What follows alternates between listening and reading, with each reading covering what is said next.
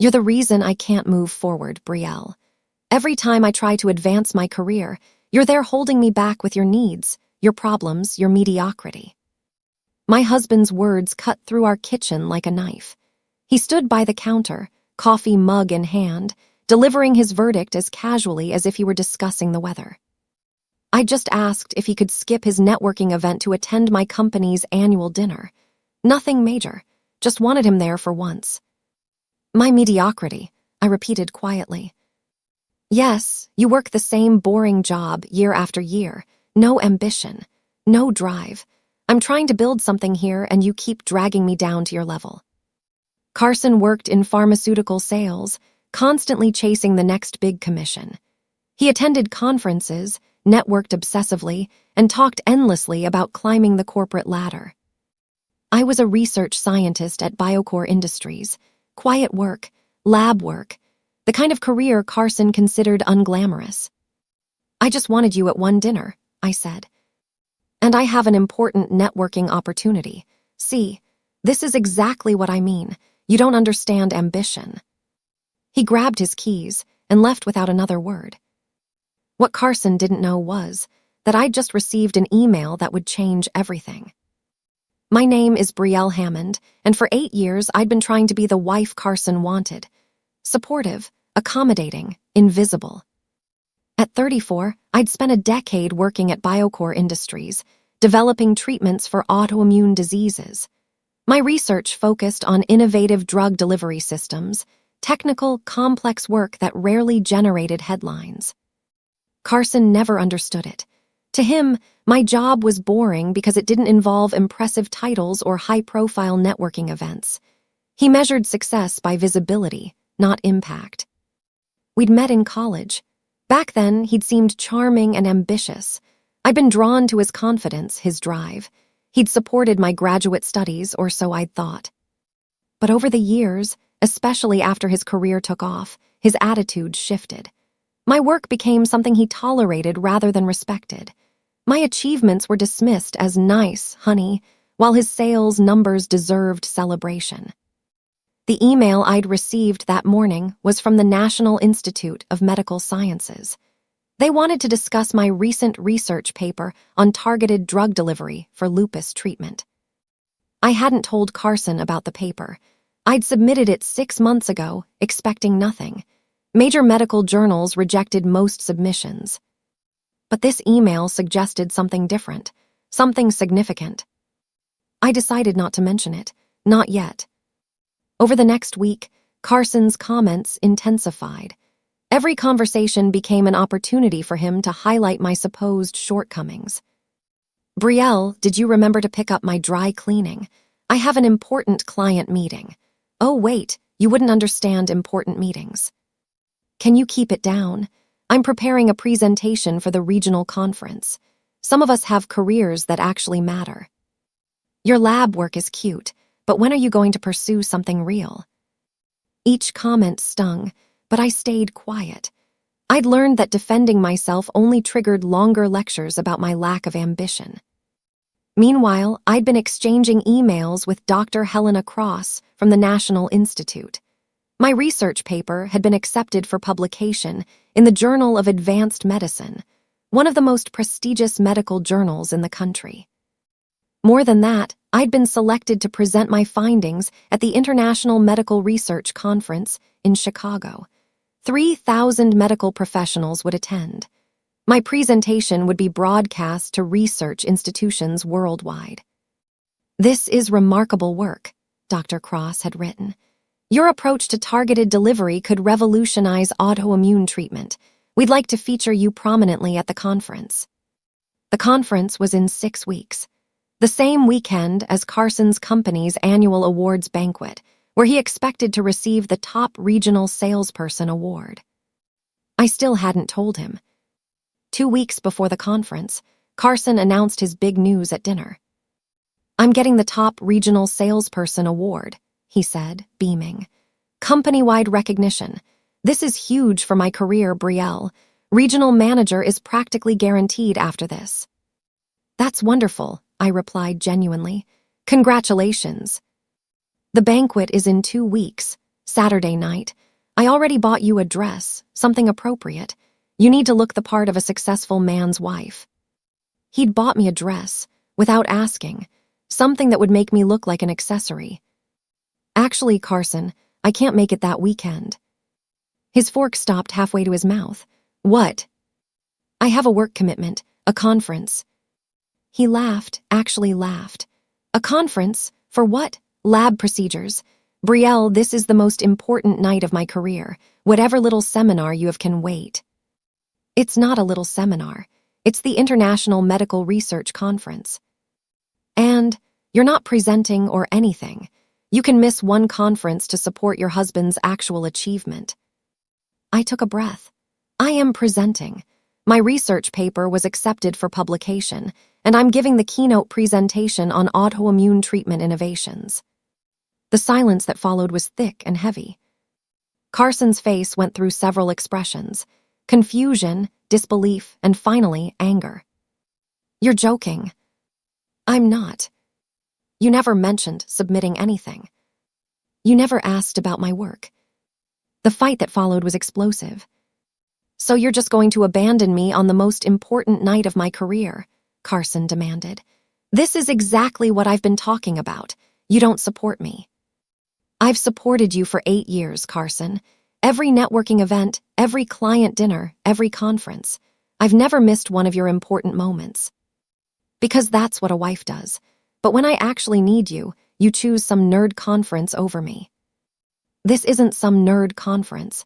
This is international recognition for my research. Research that could help thousands of patients. He waved dismissively. It's not like you're curing cancer, Brielle. It's autoimmune stuff. How many people even have lupus?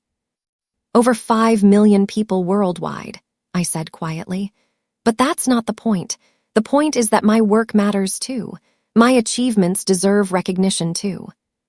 This is about your ego, he accused.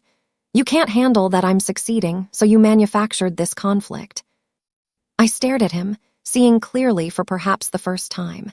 He genuinely believed his sales awards mattered more than medical research. He truly thought I'd invented this opportunity out of jealousy. I'm going to Chicago, I said firmly, whether you support me or not. Fine, go, but don't expect me to be here when you get back, dragging me down with your selfish ambitions. He stormed out, slamming the door hard enough to rattle the windows. The next morning, I found Carson asleep on the couch. He'd come home late, probably after drinking with his sales team. I made coffee quietly, reviewing my presentation notes. Dr. Cross had sent additional information about the conference schedule. My presentation was Saturday at 2 in the afternoon. Carson's banquet started at 7 that evening. Technically, I could do both. Present in Chicago, catch a late afternoon flight home, arrive in time for his banquet. But I didn't want to. For once, I wanted to put my achievement first. I wanted to stay for the full conference, network with other researchers, attend the evening reception where the published authors would be honored. I wanted what Carson took for granted, the right to celebrate my success without rushing to accommodate someone else. My phone buzzed. An email from my boss, Dr. Warren Pierce at Biocore. Brielle, I heard about your acceptance to the conference. This is outstanding work. The company wants to send a full delegation to support you. We're incredibly proud. A delegation. My company was so proud they were sending colleagues to watch my presentation. Carson stirred on the couch, groaning. When he saw me, his expression hardened. You're still going to that thing? Yes. Unbelievable. 8 years of marriage, and this is the thanks I get. He left for work without another word. The following week brought more tension. Carson barely spoke to me except to make pointed comments about selfishness and priorities. His mother called, having heard his version of events. Brielle, dear, surely you can miss one conference for Carson's big night. A wife's place is supporting her husband. My presentation is internationally significant, I explained patiently. This research could change treatment protocols worldwide. That's nice, but Carson's award affects your family's future. His promotion means more income, better opportunities. Your little science project can't compete with that." After she hung up, I sat in silence. His whole family viewed my career as a hobby, something cute but ultimately unimportant compared to Carson's real work. My phone rang again, Dr. Cross this time. "Brielle, I wanted to give you a heads up. The conference is generating significant media attention this year. Several major networks are covering the presentations. Your research on targeted delivery is one of the highlighted topics." "Media coverage," I repeated. "Yes, medical journalism, but also mainstream news. Autoimmune diseases affect millions, and your delivery system represents a major breakthrough. Expect interview requests." After hanging up, I absorbed this information. My presentation wouldn't just reach medical professionals, it would reach the general public, including, potentially, Carson and everyone he knew. 10 days before the conference, Carson tried a different approach. "Look, maybe I overreacted," he said over dinner. "This conference is obviously important to you, but can't you do both? Present during the day, fly back for my banquet." The conference runs all weekend. There are networking sessions, meetings with other researchers, and authors' reception Saturday night. So skip those parts. The important part is your presentation, right? Do that and come home. I set down my fork. "Would you leave your awards banquet early to attend something of mine?" "That's different." "How?" "My banquet is the culmination of a year's work.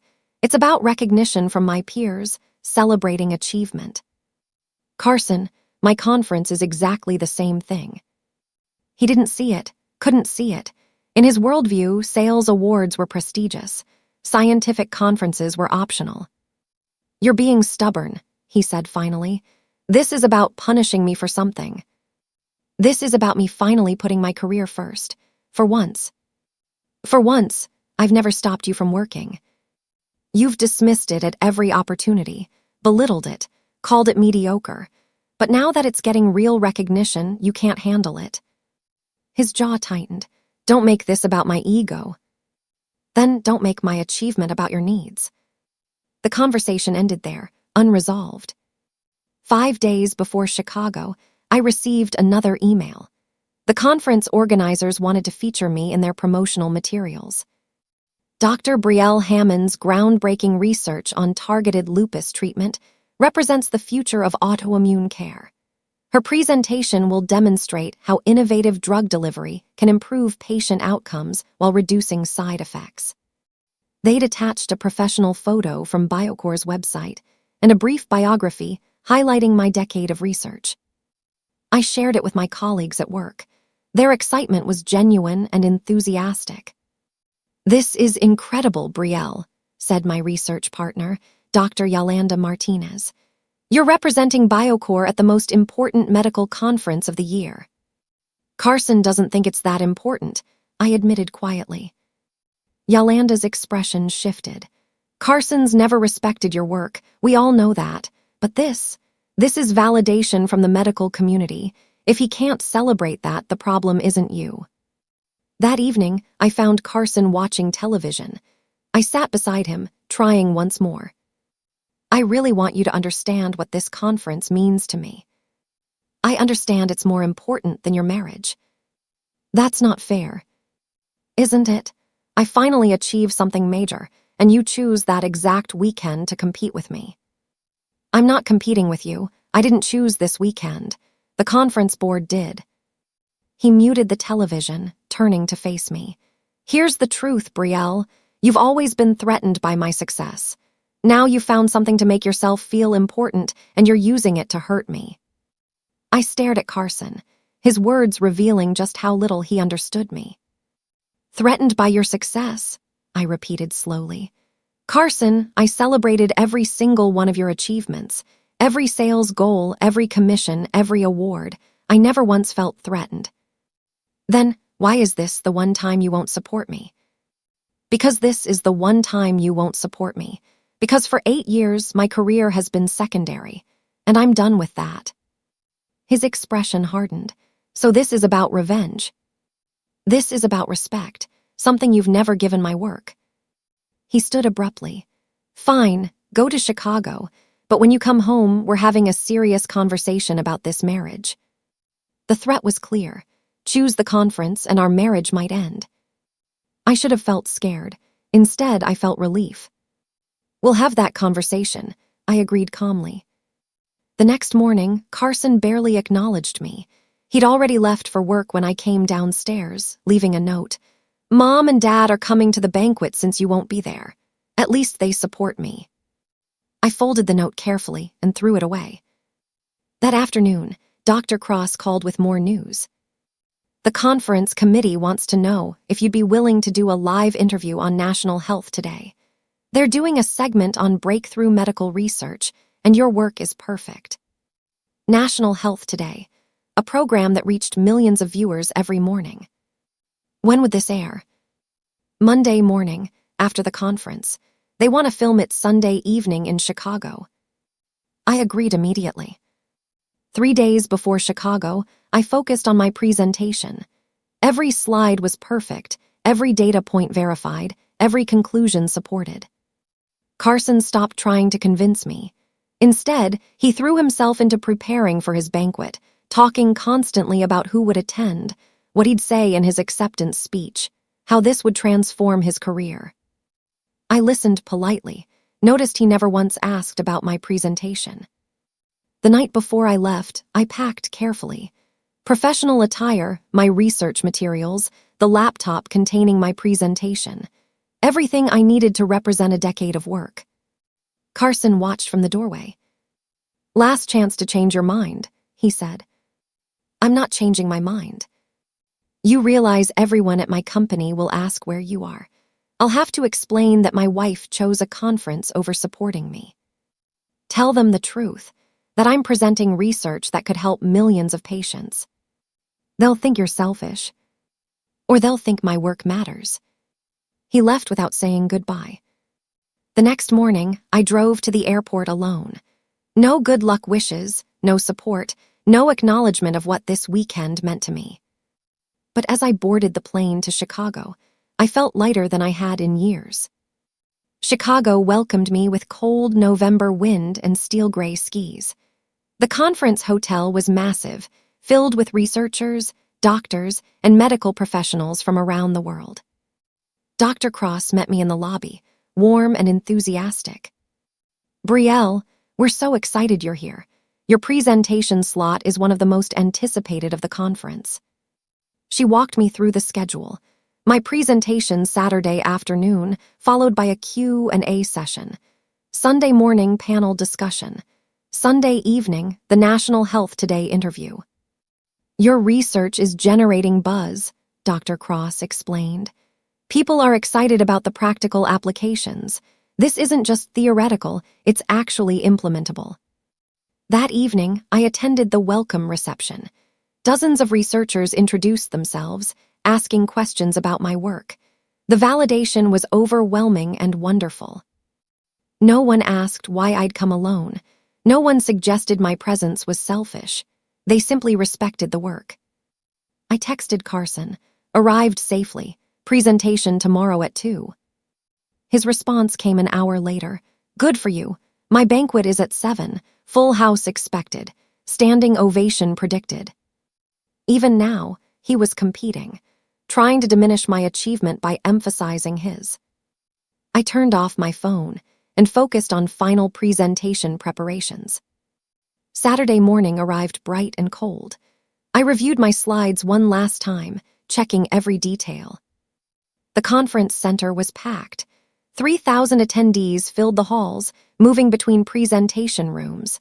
My session was in the main auditorium, the largest venue. At 1:30, Dr. Cross found me backstage. Ready, there's a full house out there, standing room only.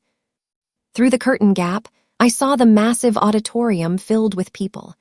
BioCore's delegation sat in the front rows, wearing company shirts showing support. Dr. Pierce gave me a thumbs up. At 2 o'clock, the moderator introduced me. Dr. Brielle Hammond has spent 10 years researching autoimmune treatments at BioCore Industries. Her paper on targeted drug delivery for lupus represents a potential revolution in how we treat chronic autoimmune conditions. Please welcome Dr. Hammond." The applause was warm and genuine. I walked onto the stage, positioned myself at the podium, and began. Lupus affects over 5 million people worldwide. Current treatments involve powerful drugs with severe side effects because we can't target the medication precisely. My research addresses this challenge. For 45 minutes, I presented years of work. The science was complex, but I'd learned to explain it clearly. Visual aids showed how the targeted delivery system worked. Data demonstrated improved patient outcomes.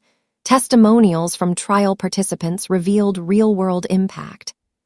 The audience was completely engaged. When I finished, the applause was thunderous. The question and answer session lasted another 30 minutes. Researchers asked detailed technical questions. Doctors inquired about clinical implementation timelines. Everyone treated my work with the seriousness it deserved.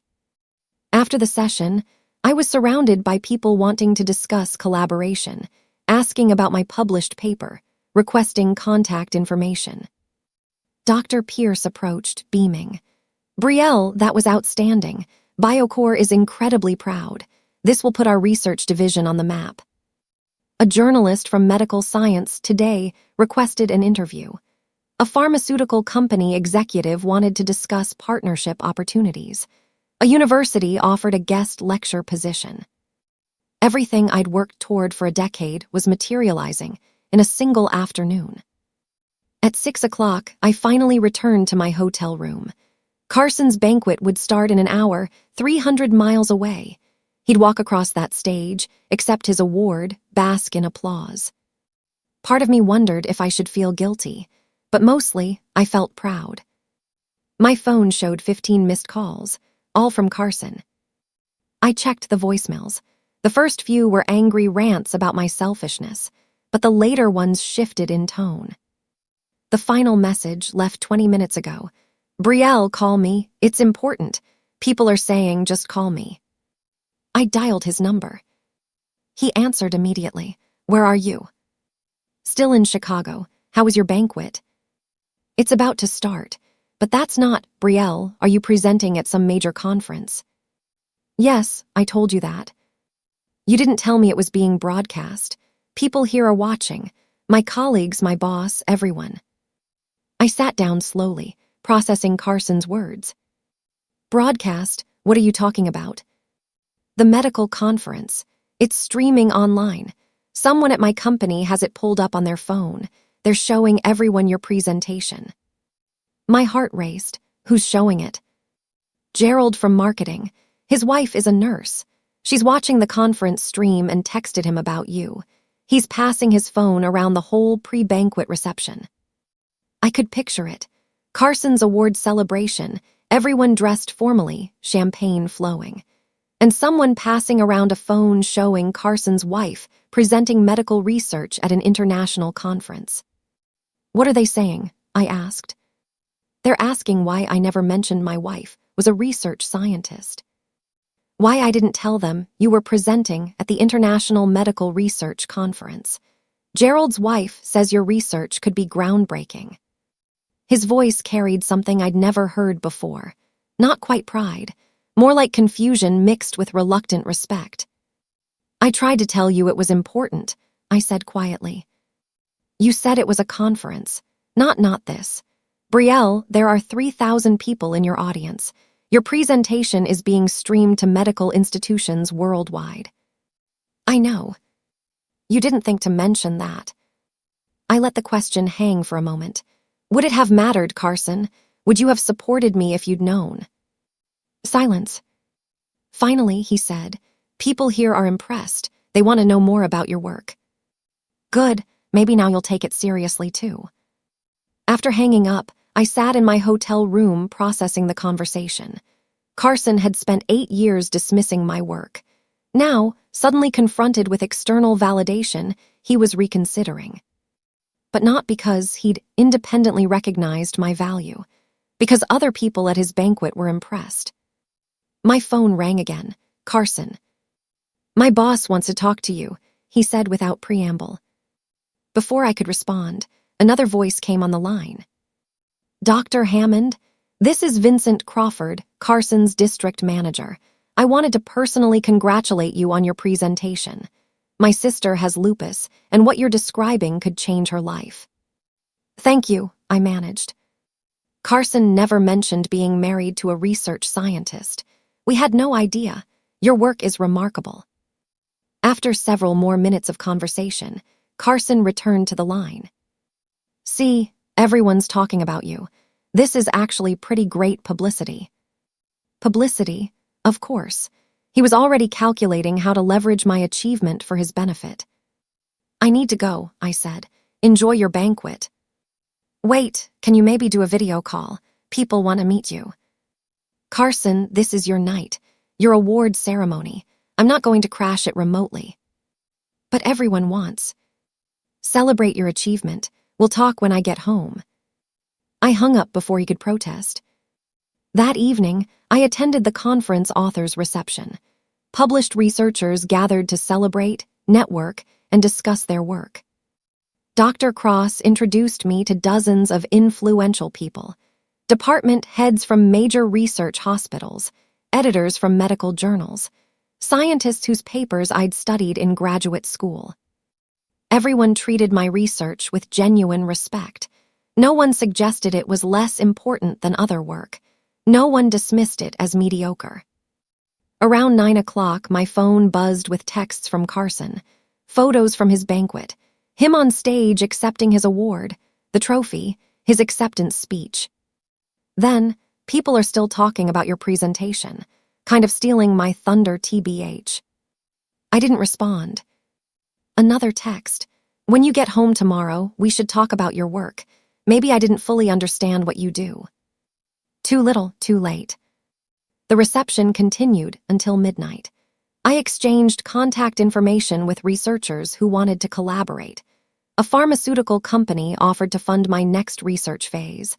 A university in California discussed a potential position leading their autoimmune research department. Opportunities I'd never imagined were suddenly available. When I finally returned to my room, exhausted but exhilarated, I found more messages from Carson. Brielle, I think I made mistakes. We should talk when you're home. My parents were impressed by your presentation. They watched the stream. Can we video chat tomorrow before you fly back? I turned off my phone and slept deeply. Sunday morning's panel discussion focused on the future of autoimmune treatment. I sat alongside 4 other leading researchers, discussing implementation challenges, funding needs, and patient advocacy. The moderator asked me specifically about my targeted delivery system. Dr. Hammond, your research addresses a critical gap in treatment options. What inspired this approach? I watched patients struggle with treatment side effects that were sometimes worse than the disease symptoms, I explained. I wanted to find a way to deliver medication more precisely, reducing those side effects while improving effectiveness. Your work suggests this is possible. Not just possible, achievable. With proper funding and support, we could see clinical implementation within 2 years. The panel concluded with more applause, more networking opportunities, more validation. At 2 o'clock, the National Health Today crew arrived for my interview. They set up in a conference room, arranging lighting and cameras.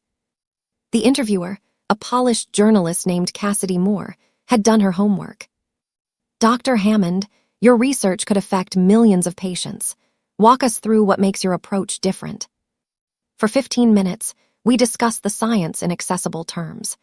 The interview would air Monday morning, reaching the show's 5 million regular viewers. One last question, Cassidy said. What drives you? Why dedicate a decade to this research? I thought about Carson's dismissals, his belittling comments, his constant message that my work didn't matter. Because it does matter, I said simply. Every patient who suffers deserves better treatment options. That's worth dedicating my career to. I flew home Sunday evening, landing after 10. Carson texted asking if he should pick me up from the airport. I took a taxi home instead. He was waiting in the living room when I arrived, looking uncomfortable and uncertain. How was the rest of the conference? he asked. Successful, very successful. I watched your interview online. They posted a preview clip. Brielle, I had no idea your work was so important. I set down my bags, studying him. I tried to tell you, for 8 years. I know, I didn't understand. You didn't want to understand. My work didn't fit your definition of success, so you dismissed it. He shifted uncomfortably. Maybe I was wrong about some things. Some things. Okay, a lot of things. Seeing everyone's reaction at my banquet, watching your presentation, hearing what people said about your research. I realized I've been unfair. I waited for more. Can we start over? He asked. Can I learn about your work properly, support you the way I should have been? Carson, you had 8 years to support me. 8 years to ask questions, to show interest, to treat my career with respect. You only care now because other people validated what I do. That's not. It's exactly true. If your colleagues hadn't been impressed, if there hadn't been media coverage, you'd still think my work was mediocre. He couldn't argue, because we both knew it was true. We talked until after midnight. Carson tried various approaches, apologizing, explaining, justifying, but every argument revealed the same truth. He'd respected his career above mine. He'd valued recognition over impact. He'd measured worth by visibility instead of substance. What do you want me to do? He finally asked. How do I fix this? I don't know if you can, I admitted. You spent 8 years making me feel small, making me question whether my work mattered, calling me mediocre. That damage doesn't disappear because one conference went well. So that's it. Our marriage is over because I didn't appreciate your science stuff enough. My science stuff, I repeated. Even now, you can't bring yourself to respect it properly. His face flushed. I didn't mean. You did. You absolutely did. And that's the problem. I went upstairs, leaving him in the living room with his regrets. Monday morning, I woke early to watch my National Health Today interview air. The segment was titled Breakthrough Research: How One Scientist is Changing Autoimmune Treatment. My phone exploded with notifications. Colleagues, friends, even people I hadn't spoken to in years reached out with congratulations. The interview was being shared widely on social media. Carson watched from the doorway, silent. That's my wife, he said quietly. The woman on national television, and I called her mediocre. Yes, you did. I don't know how to make this right, Brielle. Neither do I. The next week brought more opportunities. The pharmaceutical company formalized their funding offer. The California University made a concrete position proposal. Medical journals requested follow-up articles. Biocore promoted me to senior research director, with a substantial salary increase and my own department. At home, Carson tried desperately to show support. He asked questions about my research. He attended a departmental presentation I gave. He told everyone about my achievements. But something fundamental had broken. I couldn't forget his dismissive comments, his belittling attitude, his absolute certainty that his sales career was more important than medical research. Brielle, I'm trying, he said one evening. What more can I do? I don't know if there's anything you can do, I replied honestly. You revealed how you really see me, how you've always seen me. I can't forget that. So we're just done. 8 years of marriage over. 8 years where I made myself smaller so you could feel bigger. I'm not doing that anymore. He looked genuinely hurt. I never asked you to make yourself smaller. You did, every time you dismissed my work. Every time you called it boring or mediocre or unimportant. You taught me to minimize myself. And I did, until I couldn't anymore. The following week, I accepted the California position. Leading a research department at a prestigious university with full funding and administrative support. Everything I'd worked toward. You're moving to California? Carson asked, shocked. Yes. What about us? I don't think there is an us anymore. We spent the next month preparing for separation. Carson tried multiple times to convince me to stay, to try counseling, to give him another chance. But I'd made my decision. The woman who'd begged for crumbs of respect was gone. In her place was someone who knew her worth. "I'll always regret this," Carson said the day I signed the lease on my California apartment. "Losing you because I was too blind to see what I had." "You didn't lose me because you were blind," I replied. "You lost me because you chose not to see. There's a difference." My colleagues at BioCore threw a farewell party. Dr. Pierce gave a speech praising my decade of contributions. "Brielle Hammond represents the best of scientific research," he said. "Dedication, innovation, and genuine care for patients. We're sad to see her go, but proud of everything she's accomplished." The applause was warm and genuine. These people had always respected my work. I'd just been too focused on Carson's approval to fully appreciate theirs. The night before I left, Carson made one final attempt. "What if I moved to California with you, started over somewhere new?" I looked at him sadly. I need to do this alone. I need to build a life where I'm valued for who I actually am. "I do value you." "Now you do. Now that everyone else validated what I told you all along. That's not enough anymore, Carson." He didn't argue further. California welcomed me with sunshine and possibilities. The university provided a beautiful office, a state-of-the-art lab, and a talented research team. My first week, I met with administrators, planned research directions, and started building the program I'd envisioned. No one questioned my credentials. No one suggested my work was mediocre. I was simply Dr. Hammond, respected researcher and department head. Carson called weekly at first, then bi-weekly, then monthly. Each conversation was shorter, more awkward. We had less and less to say. 6 months after moving, I filed for divorce. Carson didn't contest it. "I understand," he said during our final phone conversation. "I destroyed something valuable because I couldn't see its worth. That's on me." "It is," I agreed. "Not cruel, just honest." The divorce finalized quietly. We divided assets fairly, sold the house, moved forward separately. Meanwhile, my research program flourished. We secured additional funding, expanded trials, and published multiple papers. The targeted delivery system moved toward clinical implementation. Patients began reaching out, sharing how my research gave them hope. Their messages reminded me why I'd chosen this path. 1 year after the conference, I was invited back as a keynote speaker. The topic: persistence and innovation in medical research. Standing on that stage again, I thought about Carson's words. "You're holding me back." He'd been wrong. I hadn't held him back. I'd held myself back, trying to fit his narrow definition of success. The keynote speech became one of my proudest moments. "A year ago, I presented research here while my husband attended an awards banquet 300 miles away," I began. "He'd told me I was mediocre, that my work didn't matter, that I was holding him back." The audience listened attentively. "Today, that research is in clinical trials. It's helping patients. It's changing treatment protocols. And I'm here to tell you that your work matters, regardless of who recognizes it."